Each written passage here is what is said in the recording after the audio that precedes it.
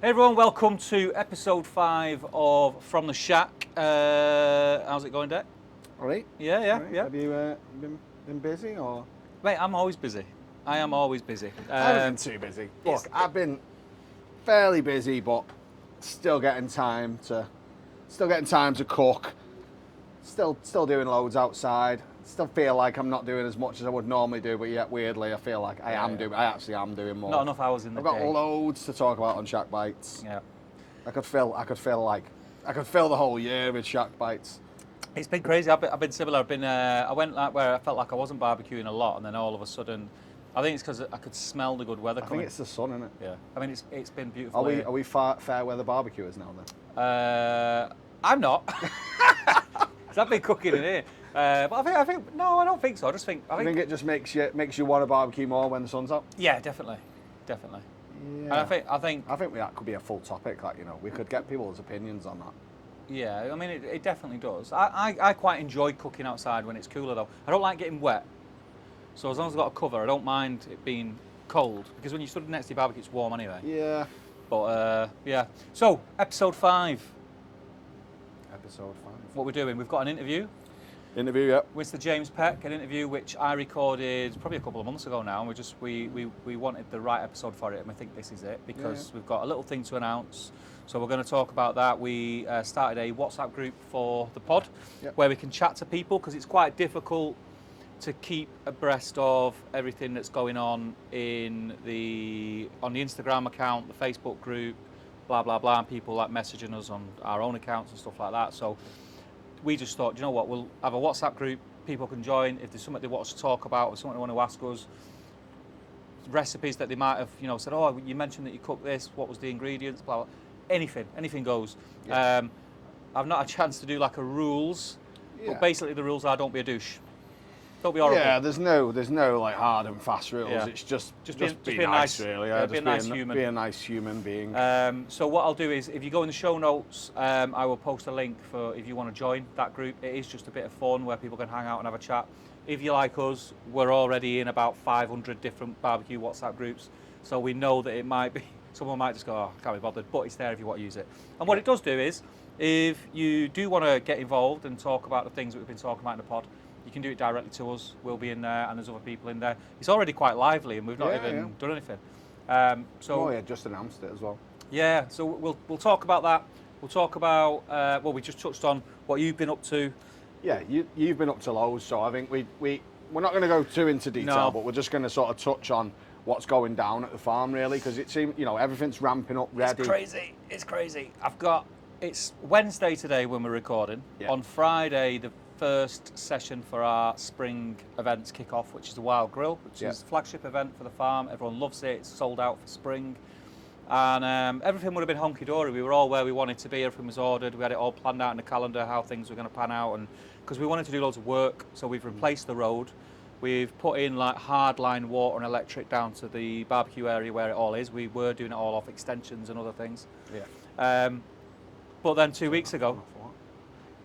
Yeah, I can edit this out, but I don't think... You won't hear it anyway. You won't hear it? It's got noise cancelling. We're not going to die, are we?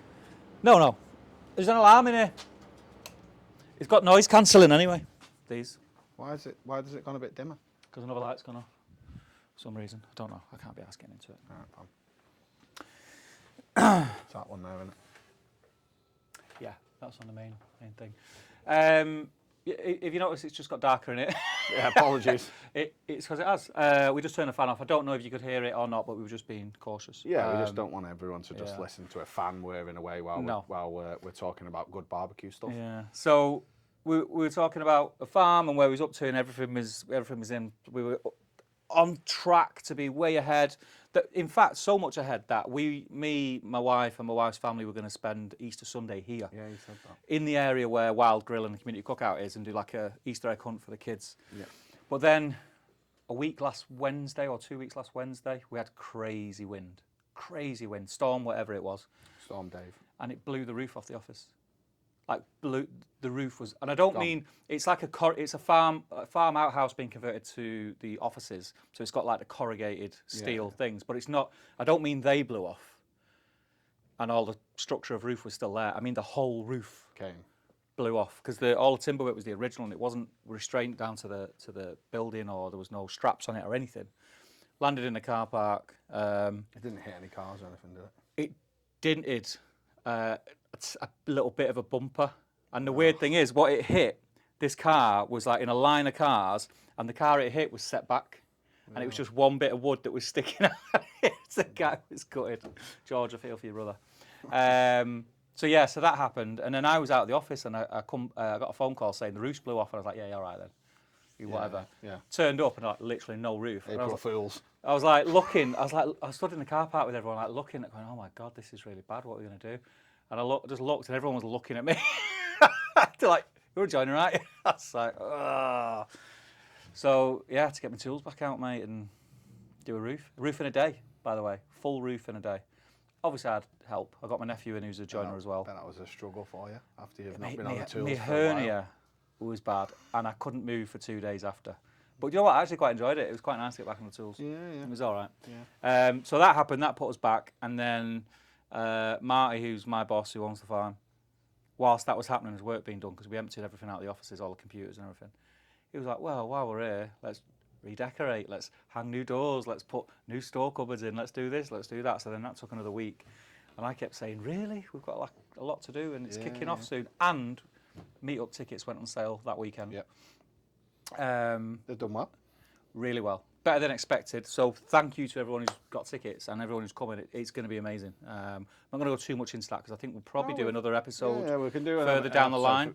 Nearer the time. Yeah, I think further down the line we'll do another episode, but sales exceeded what we wanted, was kind of our safe zone. So we were like blown away and over the moon. So that was a nice thing to happen in that period. But I it's suppose been crazy. It was bittersweet, I suppose. So like at least like your roof's blown off. But actually we've sold some Yeah. tickets. No roof, but we've got a festival. But yeah, we've I think I mentioned it last time. We've gone from the little field to the big field at Ashley, just to get everything in. I was down there yesterday with some of the team, working out where. So the main field is going to be the main arena for the festival. Then there's other fields. One field's going to be like car parking. One field's going to be camping, living camping, staff camping, and all sorts of stuff going on. But yeah, we'll cover that in another episode because I'll just waffle on about that for ages. So yeah, it's been eventful, and then this Friday it all kicks off. I've just brought you down there. Yeah, no, it's taking shape. Amazing to be It's there. taking shape. We've done things slightly different. I love with the things. new layout, if I'm honest with you. Yeah, and we did that with the cookout in mind. Yeah. So again, I don't want to talk too much about the cookout because we'll do an do that episode next week, won't we? for not next week, the week after. We'll do a Episode cookout 6. and let people know what's coming because it's going to be cool. But yeah, it's laid out slightly different. We've got the bigger TP, and we've also got, which is probably worth mentioning, a nice big shiny tank-like barbecue for people to grab hold of and feel and stroke and open and close. I've just had a quick stroke. And then he came and looked at the barbecue. Yeah. Yeah, and then I looked at the barbecue.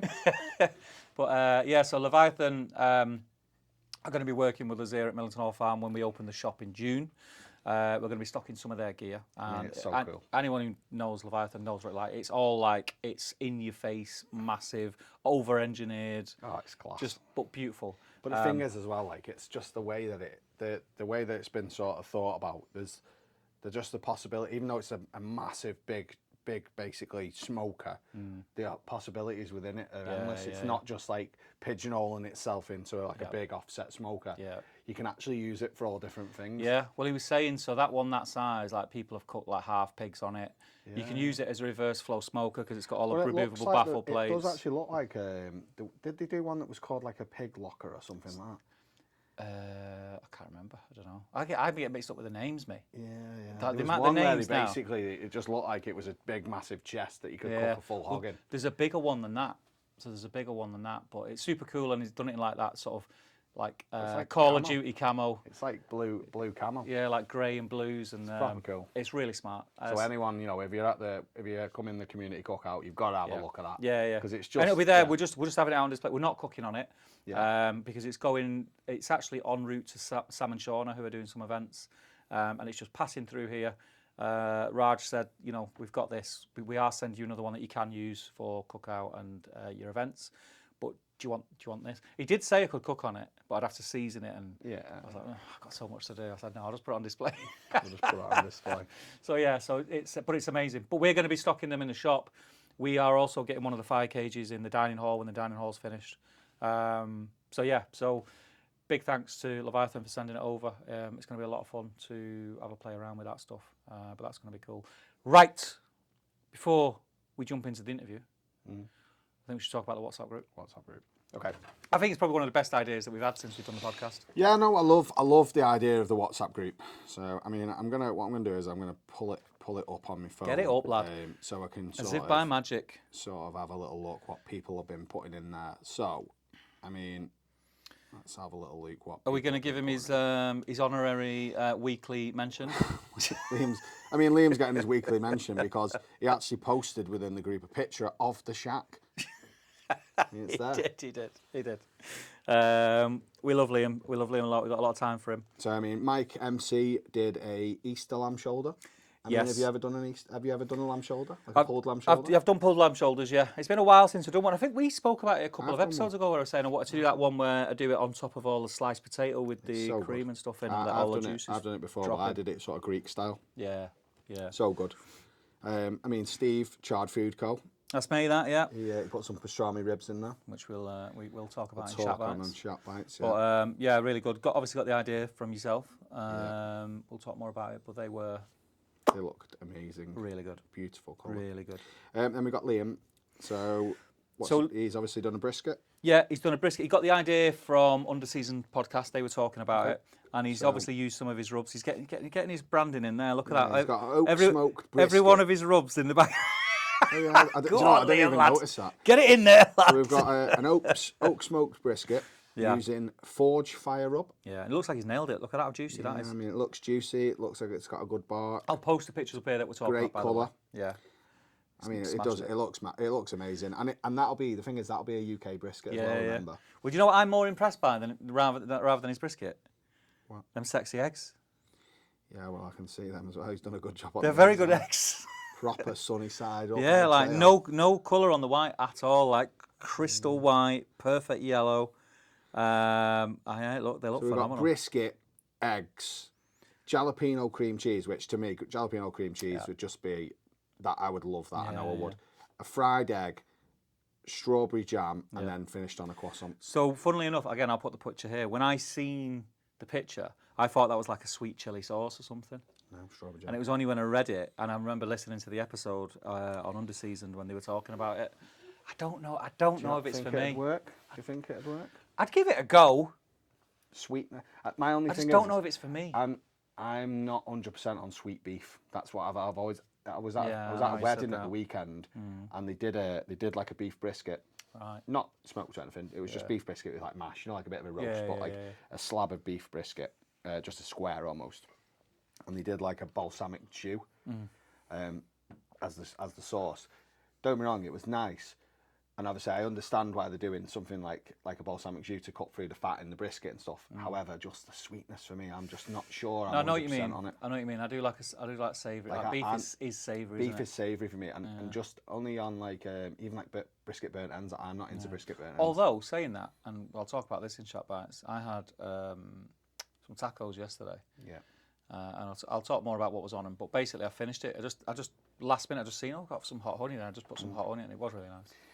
Yeah, I mean, there's lots of things on it. So like the eggs and the jalapeno cream cheese. So again, it might just work. It might just be the perfect balance of flavour. It looks. I mean, he's nailed it. He's nailed the cook of the brisket. I will try it. Yeah, he's nailed the cook of the brisket. He's nailed the eggs. And just the look of it. The colours look fantastic. Yeah. He's done the obligatory Instagram squeeze the yolk out. Loving that, Liam. Loving that, lad. Proper job. But yeah, I mean, again, the pictures will go up here. If you've not, or you haven't heard, you've been under a rock, the Forge lads are doing their own collection of rubs now. Yeah. So go and check them out. But yeah, it looks bang on. What else have we got in there? I mean, we've got Gareth Hopwood. Gareth done a burger, and the reason it caught my eye because he made his own potato buns. Yeah, so I really, really want to try to make my own buns. I've never done it, by the way, and it's been on my list for ages. It's something that I would really want to do. I've saved like so many different bun recipes that I've seen people do. but I never ever did it. But I mean, that looks amazing. To be fair, like for me, simple smash burger with American cheese, bacon, bit of sauce. I mean, that would be my go-to. Ticks I mean, all the is that boxes. even is that a little jalapeno there on there as well? It looks like it, doesn't it? Again, that's It's not a pickle because it's got that shine to it. That's not for you, but it's more for me, that mate. I don't mind jalapenos, but I wouldn't eat like a mouthful of them. Well, I do you mean, know we what just tried some barbecue sauce a minute ago, and I thought I mean, you that were wasn't gonna barbecue cry. sauce. That was Mate, force, barbecue sauce. That was like It fire says in a it's- bottle. It says it's one. I'd love to know one what fire. 5 tastes like then. One fire. That's a joke. But I knew that about Melinda's because I got their jalapeno ranch because I wanted a ranch dressing. And it had one in it. I thought, that's going to be nice and creamy and nice. No, it's not. Blew my head off. Blew my head off. So, Melinda's, come on, man. Help out us simple guys. Can Melinda's please share your fire rating, please? Before it blew me head off, I did like the taste though. It's a really, really good. The only thing I would say is, right, what sort of gets me, right, is if you look at the ingredients, it says ghost pepper paste. So I don't know how, I mean, I've never had a ghost pepper that's non-spicy. Yeah, that's the mistake they're making. Yeah. There was a bit of chat about kebab spikes, which both me and you own. Yeah, I've got a kebab spike. I like doing, again, if you've not got a rotisserie, it's perfect. Yeah. Again, sometimes in the oven as well. Yeah, we can use it whatever. You can use it in the oven, which is good. Friend of the show, Mr. John Wilson. He gave a great little recipe there for doner meat, which looks phenomenal. I'll be giving that a try. So yeah, there's loads in here. You got Dan Swales done his first ever brisket. It looks banging. Yeah. I mean, beautiful smoke ring. Yeah. And it looks better than my first brisket. I'll tell you that. Yeah, I mean, I'll share you my first brisket. Steve from Big House Barbecue, tandoori wings. I love stuff like that. Again, and it looks like he's got like a mint rate of dip as well. Yeah, he knows his stuff. It's not his first rodeo. Yeah, I love stuff like that. Like anything, like I remember doing a big, massive platter of all things like tandoori and stuff. A naan bread sharing platter I did. It's top when you do them, innit? Yeah. And then Scott's obviously got a porchetta that he did that looks bang on. Again, I've got one now in the freezer, you know. I've not done a porchetta, I don't think, for about 18 months. I've got one in the freezer. Yeah. And again, if you get the crackling just like that, again, if you look at how he's done it, the crackling is like absolutely perfect. Yeah. It looks I'm not a fan really of crackling. good. I think we've said this before. You know, when it's depends. too hard, I like it. I don't like it to be too hard. I don't like hard crackling. But yeah, so that's the From the Chat group, and we'll be doing this. I'm not going to say because I've got a feeling it's probably going to get quite busy. We're not always going to go through every single picture, but what we will do is we'll jump in and out, and it's a chance for if you guys are like, oh, you know, I want you to discuss this, or I want you to talk about. I think someone asked us a while ago, and it is coming, by the way, if you are listening. Like pop-ups. We have covered it before, but we'll cover it again. And we said that we're going to try and get Matty in or something like that, and talk about the ins and outs of running a pop-up. So yeah, that's what it's for. I mean, hang out in there if you want. But yeah, post your cooks. I think, and someone tried my the satay chicken that I did. Did they? Yeah, they tagged me in it on Instagram. So stuff like that. If you're trying the stuff that we talk about in Shat Bites, stick it in there and we'll have a chat about it. Put it in the group or tag us. It's a really good idea, and I think it's a nice way, and it keeps everything in one place for us, which is really, really cool. So I'm not going to say now, comment on Spotify, and your comment will definitely get read out, because do it in there. There are some comments on Spotify, which I need to do, so I will come back to them. We haven't forgot about you. Should we get this interview Get the interview on the go, yeah? Yep, so a couple of months ago I went down to Northampton, went and met Mr. James Peck in his restaurant Ember. He was very, very kindly fed me some phenomenal food. I said it again. Keep saying phenomenal. Yeah. Try to stop it, like for Lent or something. So one thing about your visit there, that sticks in my mind is a cheeseburger Madeleine. And I just need to try this. I could have ate them. Cheeseburger So Madeleine. good. So good. I'm going to give them a go. I asked Hannah, who works there, I said, what's her name? And she didn't give me a recipe, but she said, da. So I'll be giving them a go. We'll see. I might bring them in for Shop Bites. I've even bought the molds from Amazon. Do we feel like it's like a bun flour in the Madeleine mould and then filled with a bit of mince and pickles and cheese? It's an actual Madeleine with cream cheese, minced beef in it, cooked as normal, and then a burger sauce, what it just sits on to hold it in place on top, and then a load of chives. It was pretty special. Yeah, it sounds but I'll tell you more about that later. watch this interview, and we'll come back in a minute. Welcome to From the Shop Podcast. I'm joined by Mr. James Peck. Welcome to the pod. Same, brother. It's been ages. We've been trying to get you on for a long, long time. I avoid you. You do avoid me, so I've drove to your home. You found us. We tried to move, but not quick enough. James, if you don't know, is a bit of a big deal now in the live fire barbecue scene in the UK.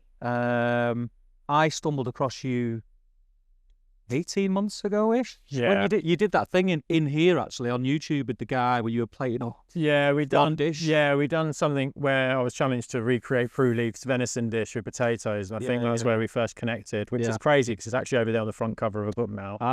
So I've seen that. Yeah. I'll talk about that in another podcast. But that was when I first discovered you, and then I think I started to tell people about you. I mean, I'm not taking responsibility for your rise to fame, but it probably was me. I started to tell Deck about it. I started to tell everyone on in the communities that I'm in about it. Yeah. And then it just seems like you've just took off. Not to blow smoke up the No, side, but it's been a good year. We're a super small business, and we're humble pie, and we just like doing what we're doing. But yeah, you've definitely noticed like people have caught on to maybe a different approach to barbecue, and probably a bit more of the gastro scene that probably doesn't get the biggest spotlight. It's like all brisket wings in America, whereas I feel like we've made a little bit of nice noise by bringing the ethics and the values of barbecue, but kind of putting on a different platform. And like, since we connected and just like the community has kind of like slowly, brought us in, and it's been really nice. And like professional chefs getting to meet hardcore enthusiasts, and the world's combining to just, the through line is just passion for open fire and barbecue. And it's, we all read the same book, and it's just presented differently. So it's gone quite quick. And obviously we met for the first time probably in Stockport at Films to Fork as well. We did, which is cool. But which is another amazing event, which is happening again this year, May Bank Holiday weekend. May Bank Holiday, which is going to be good. Like the festival season is going to be quite wild, and I'm excited to come obviously to the big meetup as well. Yeah, we've got a meetup, which we will come to in a little bit. But I feel like when I realised who you were and what you were doing, I took interest in it. I started to find different bits and bobs that you did, because you were also on a TV programme a while back. 2019, I was on the Chef's Brigade on BBC Two with Jason Atherton, and it was amazing because it was like year one of business, and it just absolutely sent us to the moon just before obviously COVID kicked us back down to earth. But it was a massive exponential growth very quickly, and working in brands and stuff, and it was almost like a bit of a thrust into sort of the limelight for a small period of time. We all know how fickle TV shows are. You get your 5 minutes of fame, and I think as a small business we had an opportunity to capitalise on it, and then obviously COVID decided it had other plans. It was a tough time for everyone, I think, but you've come out the other side of it, and you're smashing it now. I think 20. Would you? It's easy for me to look at the small snapshot of what you do and go, well, 2025 was amazing for him. But there was a lot of work that's come before that. I'm not going to go back into how you started in food, your military days working in the kitchens there, and then coming on, because that's been covered in other podcasts, and I'm happy to promote those podcasts. They're cool guys. I think when it comes to this podcast and the barbecue community, when did you become aware that there was a big barbecue scene in the UK? Because I say this all the time, I wasn't even aware of it till about just before lockdown. Sure. I think I scratched beneath the surface probably when I first opened Ember. Right. So we're 4 years old now, so like 2021, start of 2022. It was more like looking for expo, like linking up on social media with the likes of like Nicholas Excadet from Sweden, who's a Michelin star, open fire. So I started exploring open fire cuisine that was probably a bit more synonymous to the kind of thing we were trying to do. And in that you find everyone that's kind of parallel to it, enthusiast, and you start following the right people on social media, and we just fell down the rabbit hole. So looking for inspo kind of brought me to the wider community. And as you're at this restaurant as it is, has it always been live fire? We opened not wanting gas, and we wanted to be immersive, and we want, like, you're sat where people are eating dinner, and you can almost touch the kitchen. Hannah doesn't like it when you try, but like it's how can we come out of such an economic downturn, provide something that will still appeal to people and be accessible and fun, but still try to look to hit those more premium dining experiences, where we are going to charge a price point where we can afford to use the best meat, fish, vegetable stuff, So we wanted to hit from the off open fire, the excitement, and be very visceral and just be really kind of like you walk in and you kind of just like shit. So we wanted to capture your imagination. Just feeling the heat. Yeah. There's only a little fire going there. I don't know. It's a different. You feel like you're in the kitchen. You've got, you go to a restaurant and you're tickling all the senses here. You got like feeling the heat from the kitchen. Is another smell. The smells. And I love it. I think so. It's really popular now. So there's a lot of restaurants opening up that are open fire, or they've got some form of open fire in there.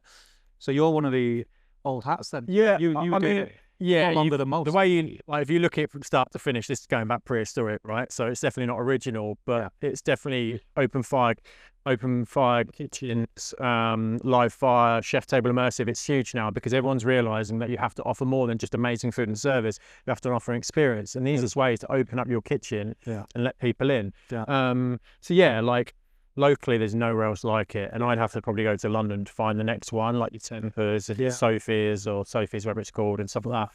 There's not a lot. So we definitely like to think we're flying the flag within sort of 80-mile perimeter for an open fire kitchen experience, and we're proud of that. And I think that's one of the reasons why we are popular, because people within the county know that there's something good on their doorstep that is different, and to separate yourself from the pack has been our strength. And I think it definitely does that.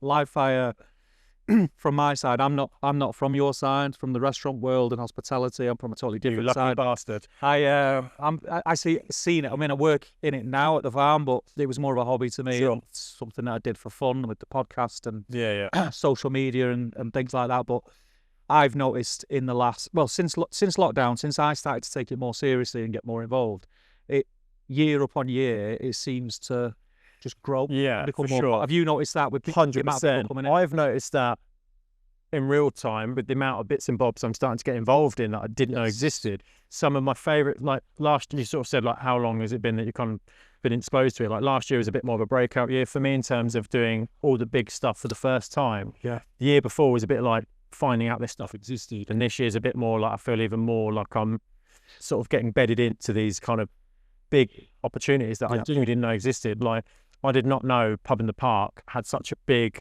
emphasis on open fire. I didn't know there was people like yourselves that are putting on events and creating platforms for people that, you're saying, like either professionals or just enthusiasts or hobbyists to showcase and teach and stuff. Like, just didn't realize how big a sort of, how big the peripheral was. For opportunity in barbecue brands.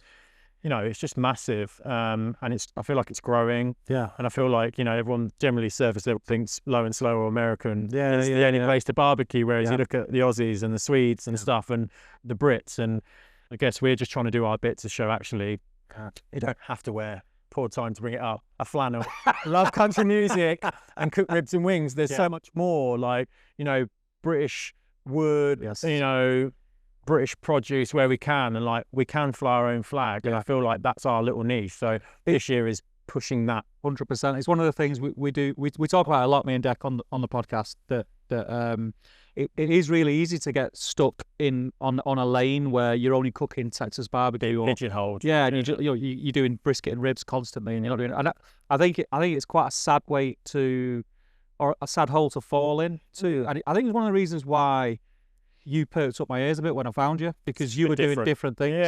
And that's kind of more what I was into, like playing around with stuff. I feel like it's like food in general. There's just so many avenues, and that no one's going to know it all. So it's just finding the niche that attracts you the most. Because there's such an overwhelming amount of content and accessibility into American barbecue. Where actually, when something a bit different comes along, it's almost a bit refreshing. So it's almost like it's something I haven't seen so much. I love eating brisket. Do I ever want to cook one? Fuck no. Do I rush to the brisket queue? No. Would I rush to go and eat some barbecued lamb that's comes from Hereford? It's been cooked open fire with British wood. Like that's refreshing to me. Or cooking vegetables and fish. So we just take the things we like, and we've actually definitely inherited a little bit of the low and slow that came from the American culture, and we just find a way to use it to our advantage and inspire us. Processes, like we smoke pork belly the same way and offset smoke and stuff actually, but let's treat it in a different way. Champion British produce, British fuel where we can, and all sorts of different sort of ways. We live in a country, don't we, that is so drastically it's influenced by different parts of the world. Sure. I think that's kind of a one step up the ladder that we've got over, say, not all Americans obviously, but we're quite open to trying. We're more open. We are 100%. Well, the amount of stuff the Brits have stolen, the curry, you know, tea, all these big staples, you know, are from other cultures, and some of them will probably shock you to realise what actually isn't British. Yeah. We're very good at stealing stuff, or inheriting culture, borrowing, and we are a really good hive of letting cultures kind of express themselves in pockets. We're multicultural. You know, it's probably a poor time to talk about being multicultural in a minute, given the state of politics. But one thing we do really well is, like, you know, for instance, London, you walk through Brick Lane, you're going to walk past one of the best authentic Thai street food stalls, or go get a curry and then go into the food hall and have an Argentinian empanada by Argentinians, by people, you know.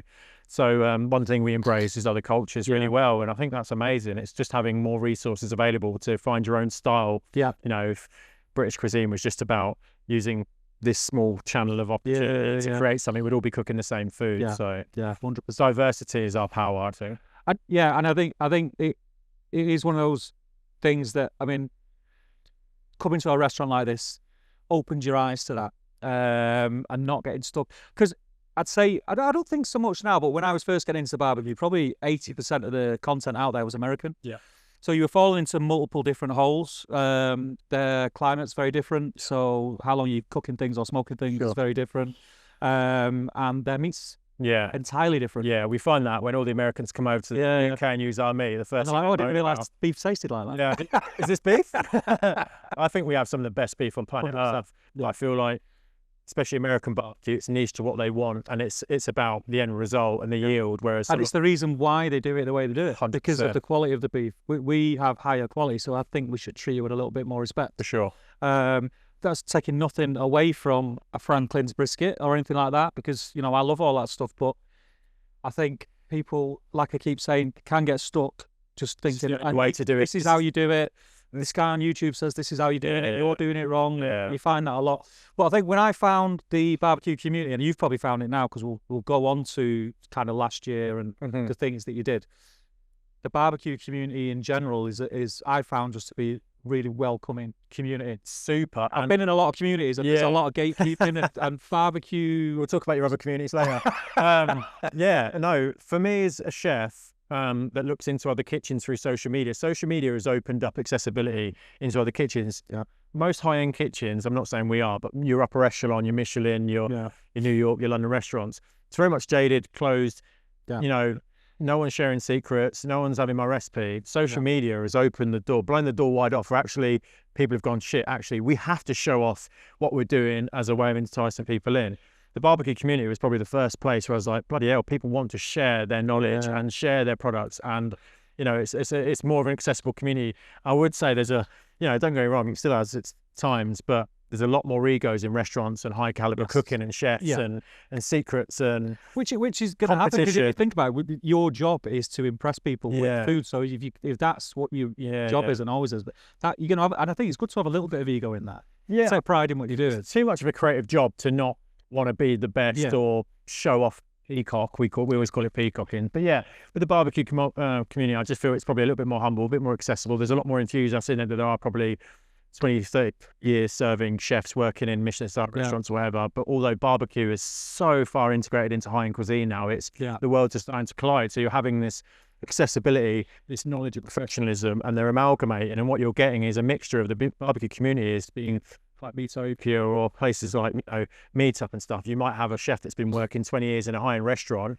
sharing the stove with someone who just fucking loves barbecue and is passionate as shit, and they're both and they're both getting on. Both gaining from each other. You know, the chef's seeing, fucking hell, right, I can drop my shoulders and relax and enjoy my cook, and now, you know, I'm safe here, and the guy's getting a wealth of knowledge from someone that's probably, you know, even if it's just the way you work, you have to sharpen your knife to a standard. Or I always find the thing that I get most from chefs like yourself, or I've said it a million times before, when I took a year out when working in kitchens, and I learned a lot, it's more about the prep.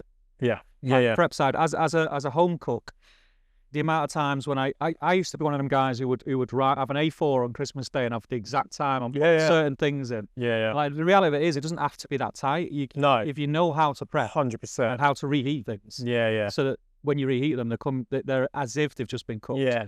And I think that knowledge mixed in with the passion that hobbyist barbecuers have. Yeah. I think it's a great mix. Yeah. I mean, professional chefs, the biggest pressure in a commercial kitchen is the time pressure, making sure you get it done and out in a time that the customer's happy enough to receive and eat and go.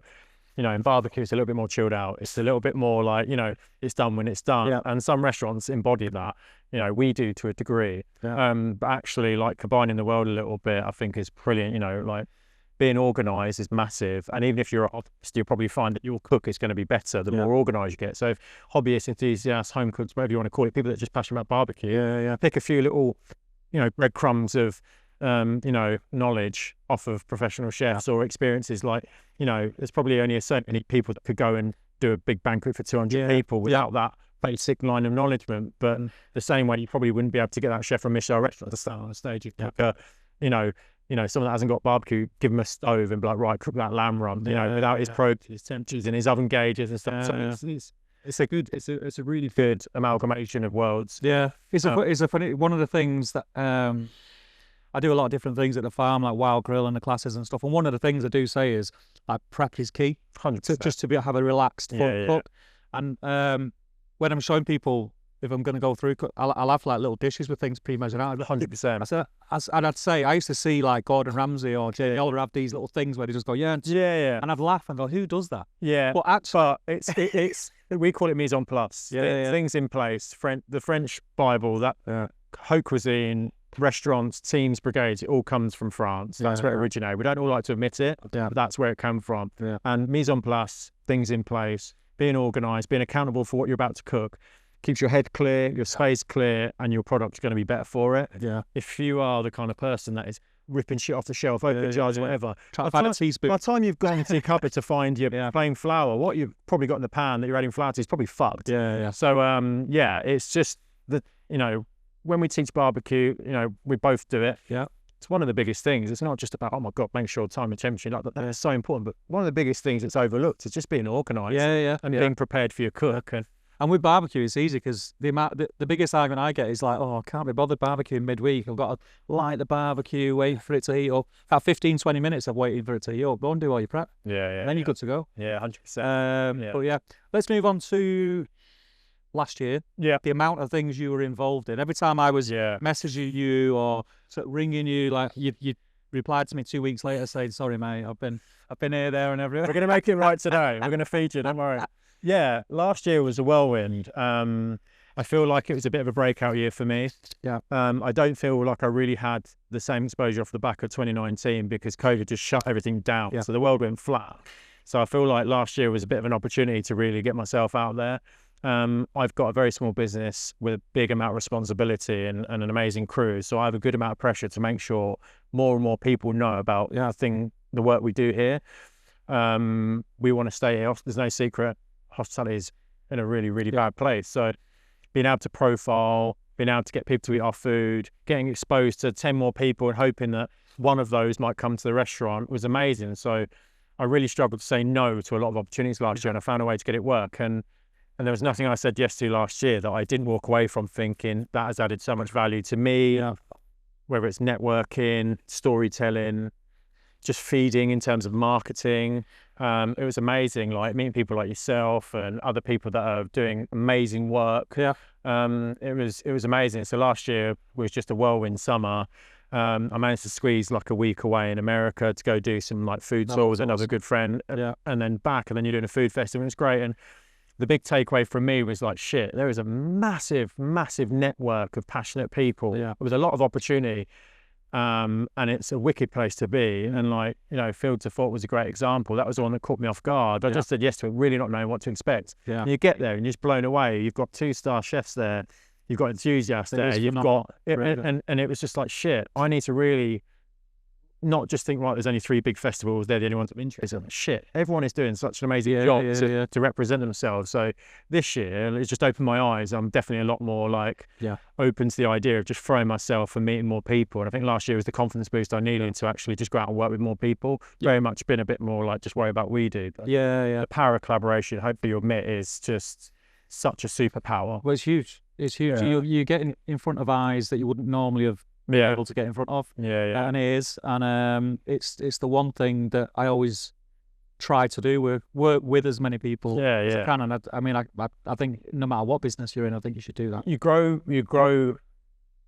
with people, and you find people that are in parallels to what you're doing, whether it's brands that add value to what you're doing, or it's people in direct competition. Actually, it's a small community, and everyone kind of helps each other out. And it's what opens doors. 100%. It's what opens doors. Doors have opened for me through our time together. So with brands, with like our charcoal supplier, I'm sure we'll scratch on to later. But last year was amazing. Like, we had so much growth in terms of branding and networking, and it really helped the restaurant on its own. If we didn't have any exposure out of the restaurant, we'd probably be another statistic of shut restaurants. The amount of work and opportunity, which is a crying shame. And how many does that happen to? That's people bigger than us. This week, people bigger and better than us have fall by the wayside, and it's no one's fault other than just the state of affairs we find ourselves. I think in the last 3-4 months, the amount of, like say, big name chefs. Michelin chefs, TV chefs. You've got Tom Kerridge, who obviously loves the barbecue.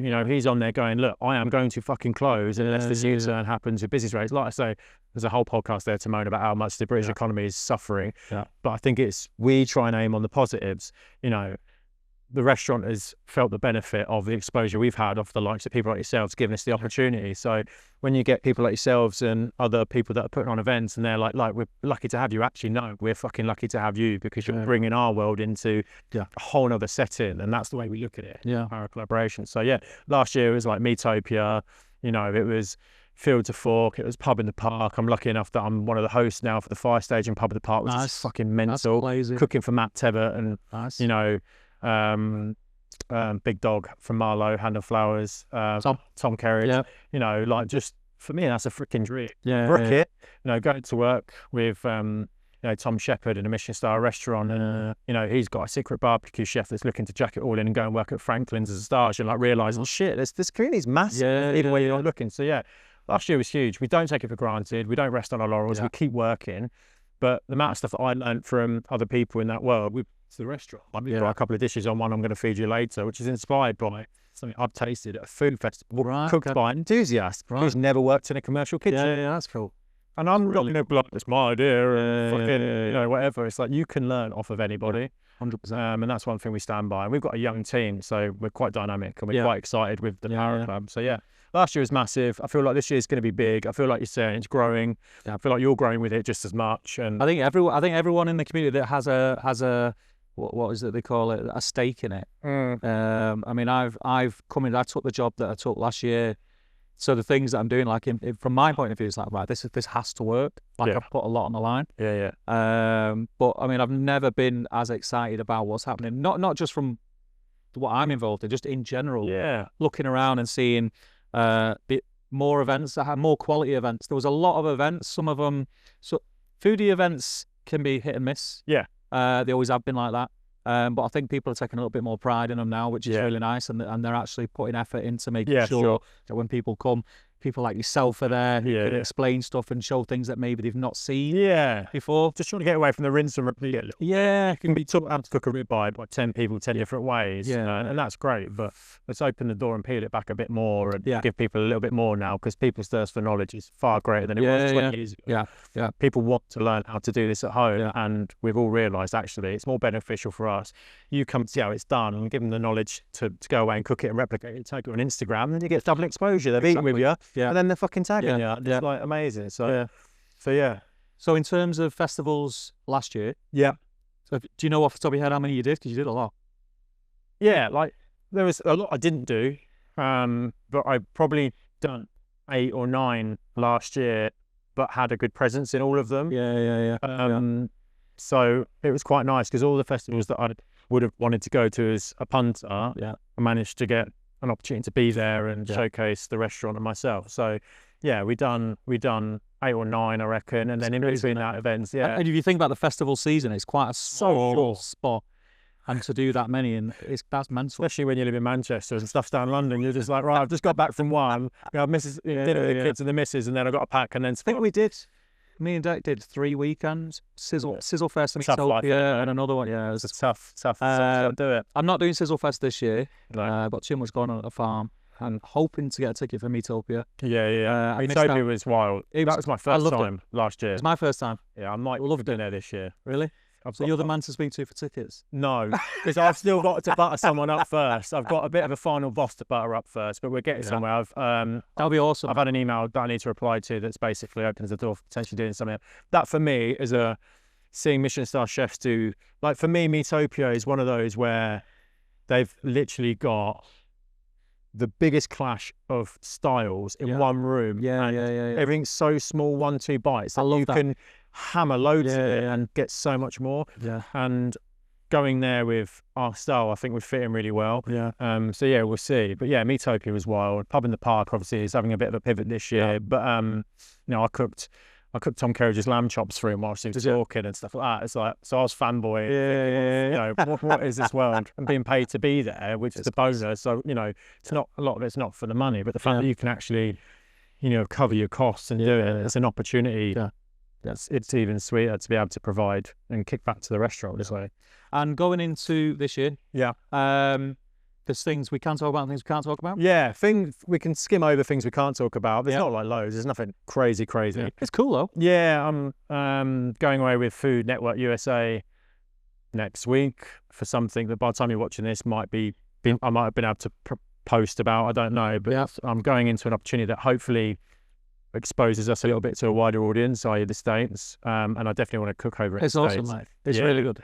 I've spent time there eating, but to be able to go there and do some events and collaborate with some brands and chefs that we've been speaking to is wild. So yeah, back on TV this year, which is wild, and Food Network's such a massive bit. So hopefully I don't completely fuck that. Yeah. No, you'll be good, mate. And then festival season again, like, you know, Smoke and Fire Festival there last year as a demo chef. Are you doing both again this year? I don't know if they're doing Ascot. I'm still not sure. But Smoke and Fire Moulded, I'm actually the host for the Ember Lounge. So I'll be hosting all the chefs.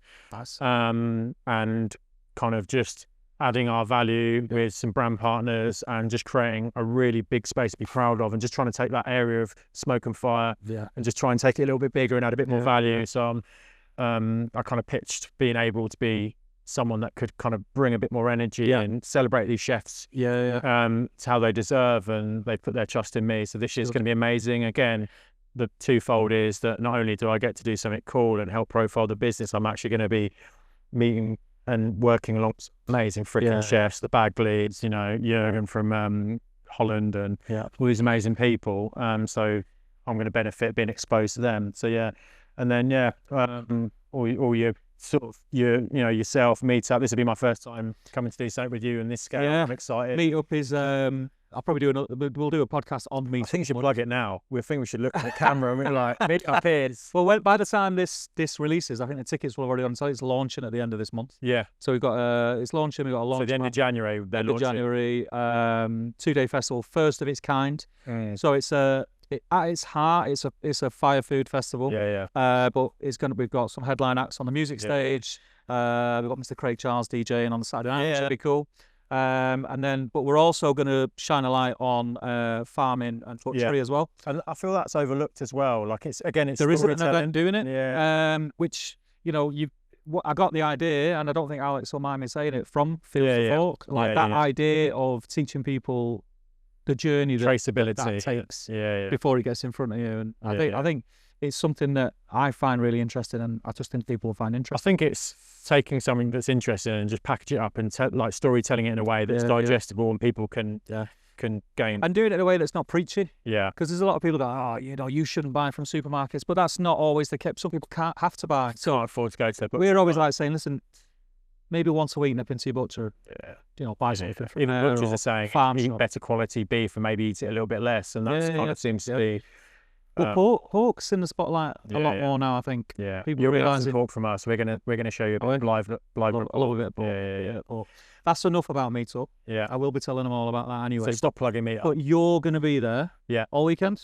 Yeah. Yeah. It's a bit of a trek, mate. So I want to. I'm I'm bringing the canal boat. Yeah. You got rivers going through Stockport, yeah? Yeah. It's nice. It's nice Stockport though. Oh, is it not? No. Where is it? It's Altrincham. Yeah, that one. Yeah. It's around the corner. Yeah.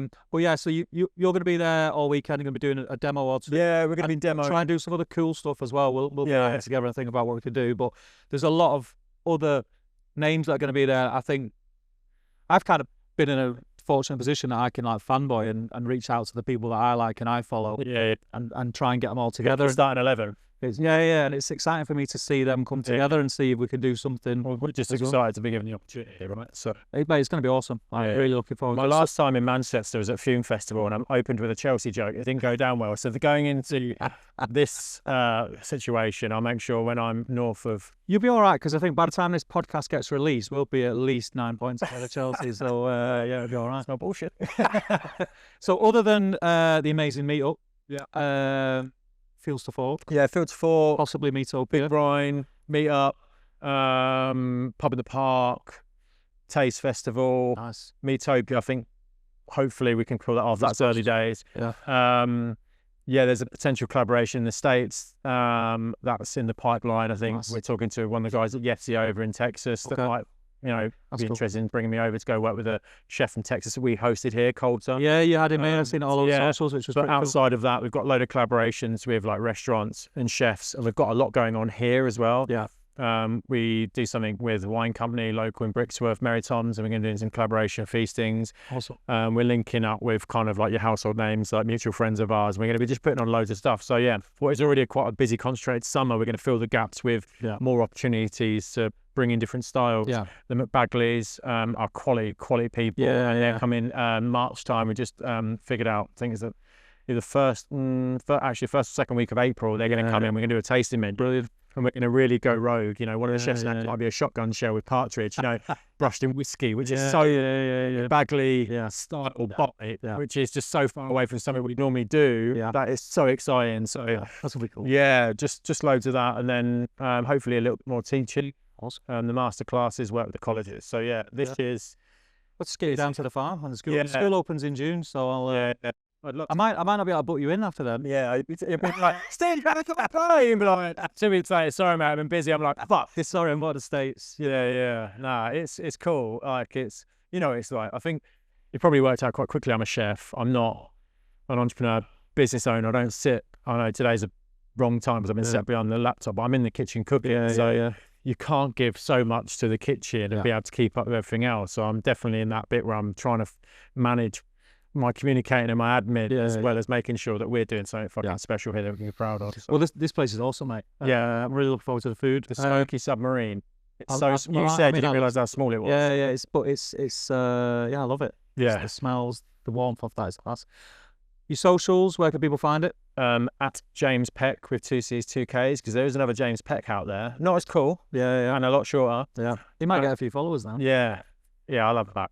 And then Restaurant Ember, which is rest_Ember. So the restaurant is on there, and you find us on there, and you keep up to date with what we're doing. Yeah. Up to no good normally. Yeah. People check it out. Yeah. It's been an absolute pleasure, mate. Yeah, appreciate that. Let's get you on again soon. Yeah. When you're superstardom. Yeah. And then it'd be like, sorry, I have to speak to the PA. I don't think that'll ever happen in barbecue. Do you know any barbecue that's too big to answer the phone? No comment. Yeah, we definitely do, don't we? We've tried to get them on the podcast. Yeah. But no, mate, it's been great to have you. No, I appreciate it. Yeah. Should we cook for you? Should I give you a couple of dishes? Let's do sweet. Decent.